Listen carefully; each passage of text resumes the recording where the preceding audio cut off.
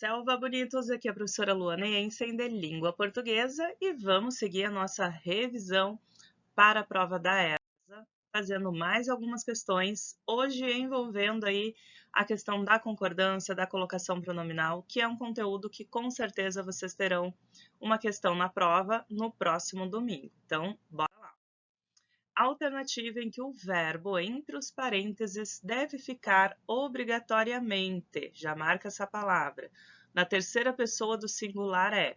Se estamos falando em obrigatoriamente terceira pessoa do singular, provavelmente é uma regra de sujeito indeterminado ou sujeito inexistente.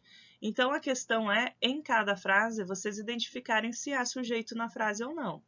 Na letra A nós temos chover confetes na festa de aniversário. Quem é que vai chover? Os confetes.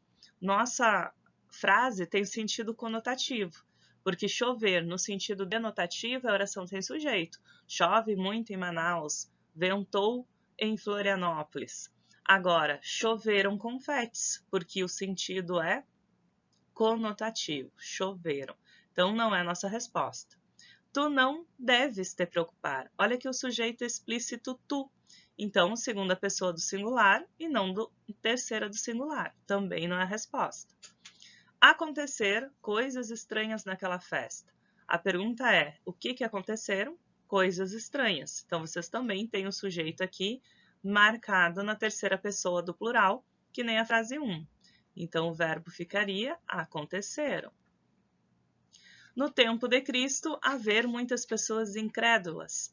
Olha só, no tempo de Cristo havia ideia de existir. Aí que vem a questão. Haver no sentido de existir fica sempre na terceira pessoa do singular, porque o sujeito é inexistente. E, para ter certeza, não restar mais dúvidas sobre a autoria do crime. Quem é que não restam? Dúvidas sobre a autoria do crime. Então, temos novamente aqui um sujeito na terceira pessoa do plural. Então, restam, não restam mais dúvidas. Então, nossa alternativa correta é a letra D, justamente porque o verbo haver está sendo usado no sentido de existir. E quando isso acontece, nós temos oração sem sujeito. Na frase, eu não quis detê-lo, o uso do pronome oblíquo respeitou as regras de colocação nas locuções verbais. Marca isso. Assinale a alternativa em que isso não ocorre. Se aqui não ocorre, queremos a errada. Qual é o cuidado com locuções verbais? Se vocês tiverem infinitivo ou gerúndio como forma nominal, no verbo principal, entre aspas, tanto faz onde vocês vão colocar o pronome. Ele pode ser proclítico, enclítico ou mesoclítico em relação ao verbo auxiliar, ou proclítico e enclítico em relação ao verbo principal. Se tiver palavra atrativa, também pode deixar próximo do não ou longe do não. Qual é a pegadinha? Particípio. Ênclise é proibida no particípio e é proibida no futuro. Então, vocês precisam cuidar o tempo verbal para entender se está certo ou não. Na letra A, olha só, foi explicado-lhe como deveria entregar o pão. Já temos aqui, a do ido, tá? Proibido usar este lhe após um particípio. Conferindo, devo-lhe explicar como escrever uma crônica?